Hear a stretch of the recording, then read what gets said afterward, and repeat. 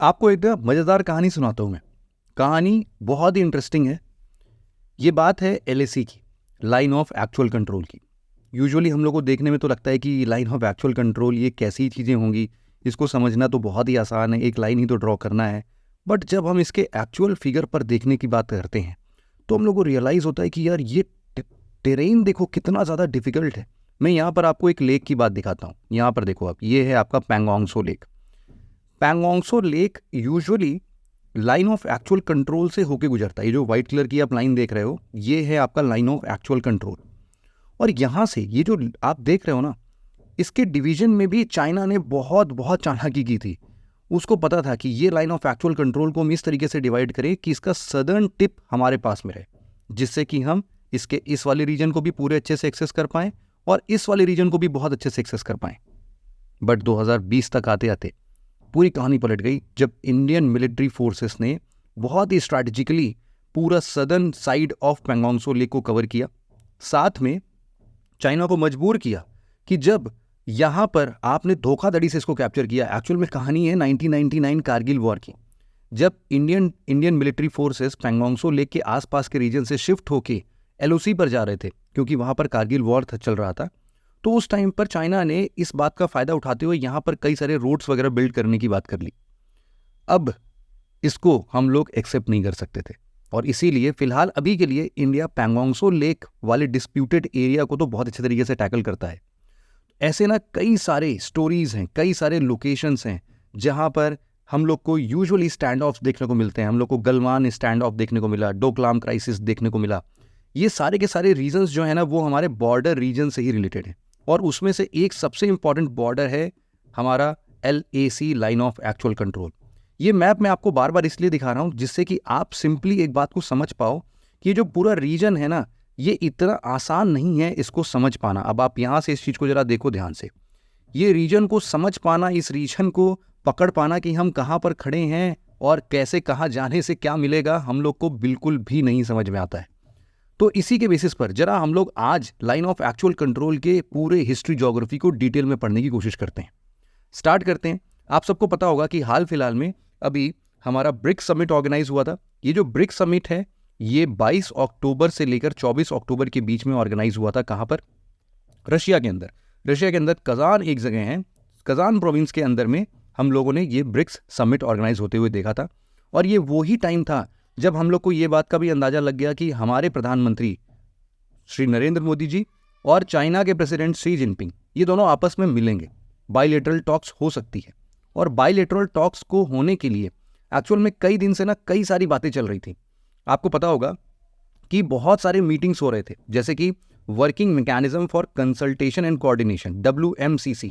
ये India China border affairs के लिए बहुत सारी बातें करती है। इसमें सीनियर मिलिट्री कमांडर्स होते हैं, फॉरेन अफेयर मिनिस्टर्स होते हैं और सभी फ्रिक्शन पॉइंट्स पर जितने भी डिस्प्यूटेबल पॉइंट्स हैं उनको रिजॉल्व करने की बात करते हैं। और फिलहाल जब ये 22 अक्टूबर को ये समिट होने जा रहा था, ये ब्रिक्स समिट होने जा रहा था, उसके जस्ट एक दिन पहले ही बहुत ही शानदार न्यूज़ आती है कि भैया हमारा जो LAC का बॉर्डर है उस पर जो दो सबसे खतरनाक डिस्प्यूटेड एरियाज थे, आपके देप्सांग और डेमचोक, ये जो लास्ट 2 फ्रिक्शन पॉइंट्स थे, इनको भी पिछले 4 साल से जिसको हम रिजॉल्व नहीं कर पा रहे थे, इन पर अब हम लोगों ने एक सहमति जता ली है। India China is on the same page. Same page कब का? 2020 वाले सेम पेज पर आ गया। पिछले 4 सालों में ना बहुत सारे प्रॉब्लम्स फेस किए हैं हम लोगों ने। देखा डोकलाम क्राइसिस को, देखा गलवान स्टैंड ऑफ को, देखा one of the most prominent dispute आप गलवान स्टैंड ऑफ को देख सकते हो, जहां पर हमारे 20 जवान शहीद हो गए। और ऐसा बोला जाता है कि चाइनीज साइड से भी ऐसे 40 उनके मिलिट्री फोर्सेस होंगे, मिलिट्री पर्सनल्स होंगे जो कि मर गए थे, शहीद हो गए थे उनके लिए भी। बट चाइना ने इसकी कोई रिपोर्ट कहीं पर भी जारी ही नहीं की। ये डिस्प्यूट इतना ज़्यादा बढ़ गया था कि हमें लग रहा था कि इसको ना रिजॉल्व करना बहुत ज़रूरी है। एक्चुअल में होता क्या है, मैं आपको एक बेसिक इन्फॉर्मेशन देता हूँ। ऐसे रीजन्स जो कि काफ़ी ज़्यादा डिस्प्यूटेबल होते हैं, या फिर हम यूँ बोलें कि बॉर्डर सिक्योरिटी के लिए काफ़ी ज़्यादा अहम होते हैं, ऐसे सिचुएशंस को हम ना एक पेट्रोलिंग के मदद से हम लोग इसको कई बार सुरक्षित रखने की बात करते हैं। जैसे यहाँ पर आप देख सकते हो, अब इंडिया ने वापस से अपने पूरे लाइन ऑफ एक्चुअल कंट्रोल के आसपास वाले रीजन में पेट्रोलिंग शुरू करती है। ये पेट्रोलिंग कौन कब करता है, दोनों देश करते हैं, और इनका ना पूरा शेड्यूल फिक्स होता है कि आज भाई तुम कर लोगे, 2-3 दिन बाद हम करेंगे, फिर 3 दिन बाद तुम कर लेना, फिर 4 दिन बाद हम करेंगे, समथिंग लाइक दैट। और इससे दोनों देश इस सहमति पर पहुंचते हैं कि हाँ भाई कोई भी मिलिट्री एक्शंस नहीं लिए जा रहे हैं, जो जिसकी ट्रूप जहां पर पिछली बार स्टेशन थी आज भी वहीं पर हैं, कोई आगे बढ़कर नहीं आया है, लड़ाई की कोई गुंजाइश नहीं है, वगैरह वगैरह, जिससे कि हम लोग पीस इंश्योर कर सकें। इसी के लिए ये सारी बातें होती है। लेकिन 2020 में कुछ ऐसा हुआ था जिसकी वजह से ये पेट्रोलिंग जैसे एरियाज में हम लोग काफ़ी हद तक प्रॉब्लम फेस कर रहे थे। कई सारी जगहों पर ना चाइना ने ऐसे अपने रफ शेल्टर्स बना लिए। यहाँ पर आप देखना, ये गलवान वैली का एक फोटो है। चाइना ने ऐसे कई सारे छोटे छोटे शेल्टर्स बना लिए और यहाँ की पेट्रोलिंग को रोकना स्टार्ट कर दिया कि अब इंडियन मिलिट्री वहाँ पर पेट्रोल नहीं कर सकते। सिमिलरली इंडिया ने जवाब में ऐसे कुछ अपने लिए भी ऐसे रीजन्स बनाए जहाँ पर चाइनीज़ मिलिट्री फोर्सेस को पेट्रोल करने नहीं दिया गया। और ये बात विवाद बहुत तेज़ी से आगे बढ़ ही रही थी जब हम लोगों ने गलवान स्टैंड ऑफ देखा था, जिसके बारे में भी हम लोगों ने चर्चा भी किया। तो ओवरऑल अगर बात की जाए ना, तो ये पूरा का पूरा किस्सा जो है ना, वो है इंडिया के बॉर्डर डिस्प्यूट से रिलेटेड। और इंडिया का बॉर्डर डिस्प्यूट चाइना के साथ अगर हम लोग देखें तो इसको हम लोग 3 पर्सपेक्टिव में डिवाइड कर सकते हैं। पहला है आपका ईस्टर्न साइड। ईस्टर्न साइड जो है वो अप्रॉक्सीमेटली इधर वाले हिस्से की अगर बात करें तो ये लगभग ये आपके 890 किलोमीटर का ये एरिया है। इसी में सिक्किम वाला बॉर्डर भी आ जाता है आपका, जो कि टोटल मिला के 1140 किलोमीटर का बॉर्डर बनाते हैं। फिर आपका मीडियम या फिर मिडिल सेक्टर आता है।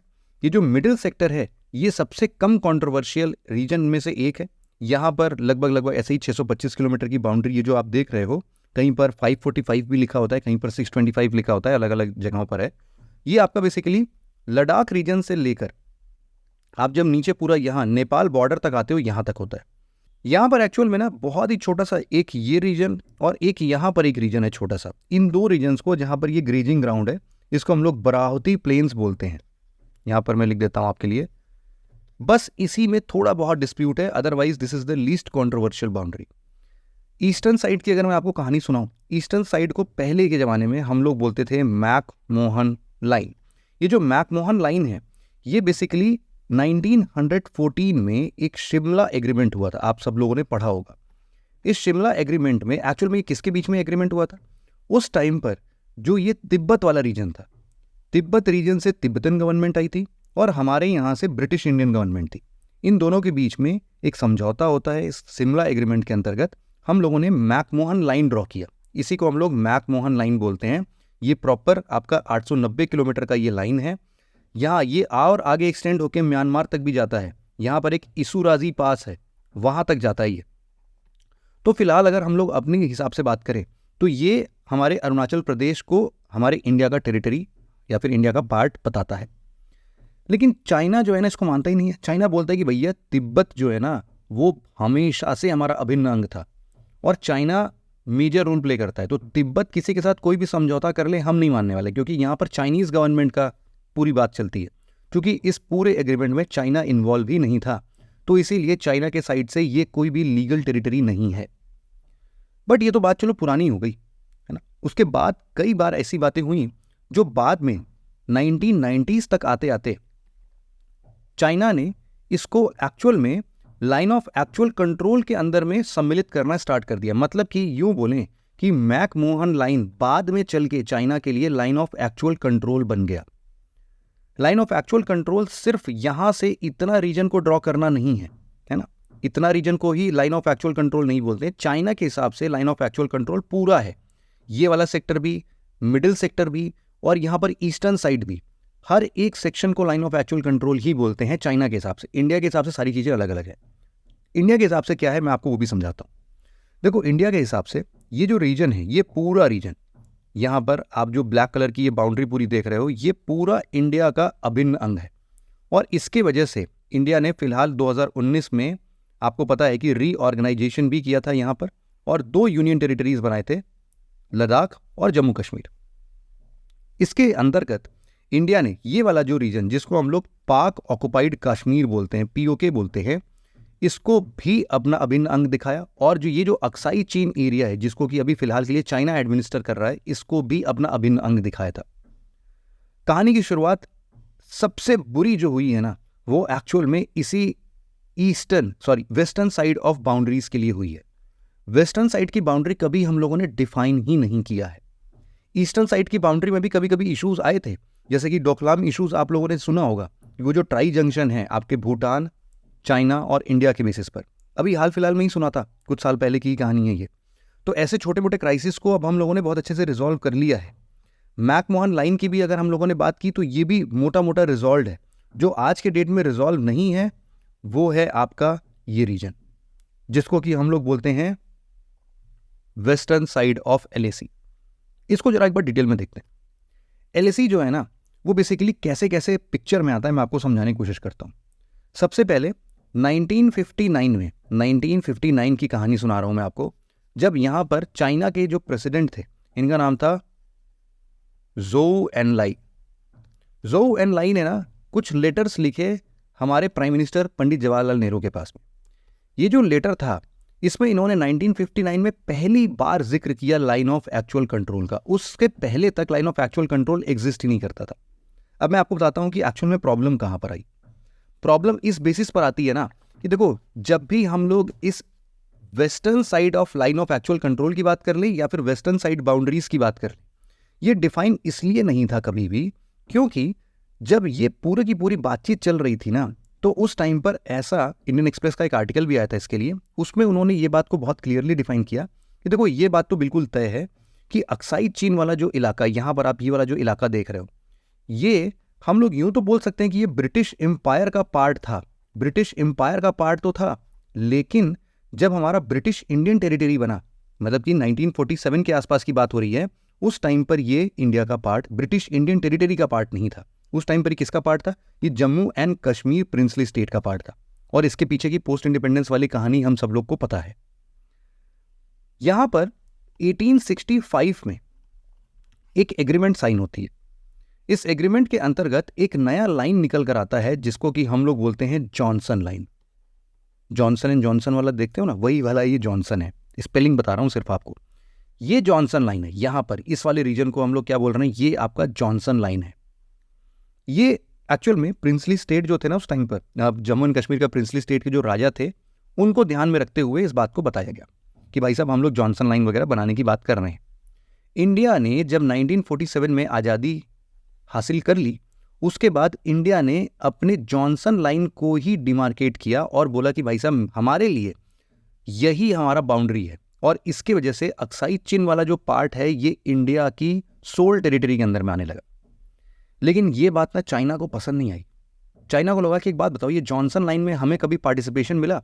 हमें कभी भी तुमने कोई भी चीज़ लिख के भेजा कि जॉनसन लाइन जैसी कोई भी चीज़ एग्जिस्ट करती है? नहीं भेजा ना, तो हम जॉनसन लाइन को क्यों मानेंगे? इनफैक्ट इससे बचने के लिए धीरे धीरे ना कई सारे षड्यंत्र रचे गए। 1895 में इनफैक्ट चाइना ने एक और लाइन प्रपोज किया। 1895 में इसको हम लोग बोलते हैं मैककार्टने मैकडोनल्ड लाइन, जो कि कुछ यहाँ लाइन ऑफ एक्चुअल कंट्रोल के थोड़ा सा अंदर की तरफ है। ये बोलता है इसको मैं लिख देता हूं आप लोग के लिए, मैककार्टने और मैकडोनल्ड लाइन। मैकडोनल्ड लाइन तो उधर वाला मैकडोनल्ड लाइन, वो मैकमोहन लाइन था, ये आपका मैकडोनल्ड लाइन है। तो मैककार्टने और मैकडोनल्ड लाइन इसको ड्रॉ करते रहे और इसकी बात चाइना के पास भी पहुंची थी। तो इसलिए चाइना बोलता है, भैया देखो, इसके बारे में तो इनफैक्ट हमको पता भी है थोड़ा बहुत, लेकिन तुम्हारा जॉनसन लाइन तो हमें पता ही नहीं है, तो इसलिए हम तो नहीं मानने वाले। 1947 में जब इंडिया ने जॉनसन लाइन को अपना बाउंड्री माना, अपना बॉर्डर माना, तो 1959 के आसपास में आते आते उस टाइम के जो प्रेसिडेंट थे ज़ोउ एनलाई ने काफ़ी सारे चिट्ठियां लिखी नेहरू जी को, और उसमें पहली बार 1959 में एलएसी का जिक्र किया। नेहरू जी ने इसका कोई वास्ता नहीं रखा कि यार एलएसी वगैरह क्या है, हमें तो पता भी नहीं है। इनफैक्ट एलएसी को नहीं माना गया। फिर बाद में 1962 में हम लोग को पता है कि साइनो इंडियन वॉर होता है, और वो वॉर किस लिए हुआ था मैं आपको समझाता हूँ। 1950s के पास आते आते चाइना ने बोला कि भाई साहब, हम एक रोड बनाना चाहते हैं, हम एक ऐसा रोड बनाना चाहते हैं जिसको हम लोग कनेक्ट करेंगे अपने शिनजियांग प्रोविंस से लेकर तिब्बत के इधर का कुछ इलाकों को, और इसको उन्होंने चाइना नेशनल हाईवे G219 बोला, है ना, G219। इंडिया को पसंद ही नहीं आया यार, ये अक्साई चीन जो है तो अपना इलाका है ना, इसमें ये क्या कर रहा है। तो इसकी वजह से क्या हुआ कि इंडिया ने कुछ अपोजिशंस दिखाए, लाइन ऑफ एक्चुअल कंट्रोल को माना नहीं। 1959 में जब ये झाऊ एनलाइन ने जब इनको चिट्ठी लिखे तो भी इसका जवाब एलएसी के समर्थन में नहीं आया। इसीलिए 1962 का एक वॉर होता है जिसके वजह से इंडिया इस बात में घिर जाता है। उस टाइम पर तो इंडिया की मिलिट्री उतनी पावरफुल थी भी नहीं। चाइना की पावरफुल मिलिट्री अंदर घुसते एक ऐसे लाइन पर आ जाती है जिसको कि उन्होंने लाइन ऑफ एक्चुअल कंट्रोल का दर्जा दिया था। बाद में वो ये बोलते हैं अपना खुद ही, ये साइनो इंडिया वॉर के टाइम पर, उस टाइम पर यहाँ पर ये जो गलवान वैली है ना, ये गलवान वैली ही था जहाँ पर सबसे टफ फाइट देखने को मिली थी। और गलवान वैली अपने आप में बहुत ज़्यादा डिस्प्यूटेड है। क्यों? क्योंकि गलवान वैली, देखो ये जो गलवान रिवर है इसी के पास में, और यहाँ से ऊपर से ये श्योक रिवर आ रही है। श्योक रिवर में गलवान रिवर मिल जाती है, और आगे चल के हम लोगों ने अपने इंडियन ज्योग्राफी के बहुत सारे लेक्चर्स में इसको देखा भी है। तो ये जो गलवान वैली है ना, ये अपने आप में काफ़ी स्ट्रैटेजिक लोकेशन दिखाता है।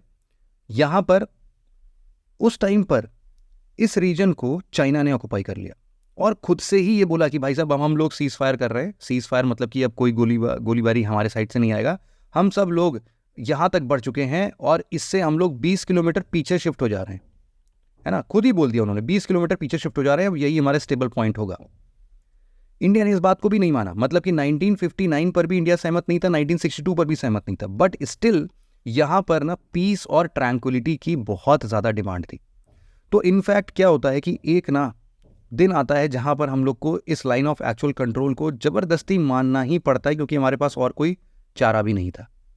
यहाँ पर एक एग्रीमेंट होता है पीस एंड ट्रैंक्विलिटी को लेकर 1993 के आसपास। 1993 में हमारे उस टाइम के प्राइम मिनिस्टर थे नरसिम्हा राव साहब। नरसिम्हा राव और उस टाइम के चाइनीज़ प्रेसिडेंट के बीच में ये एक डील साइन होती है कि for the management of peace and tranquillity हम फिलहाल के लिए लाइन ऑफ एक्चुअल कंट्रोल को कंसीडर करते हैं।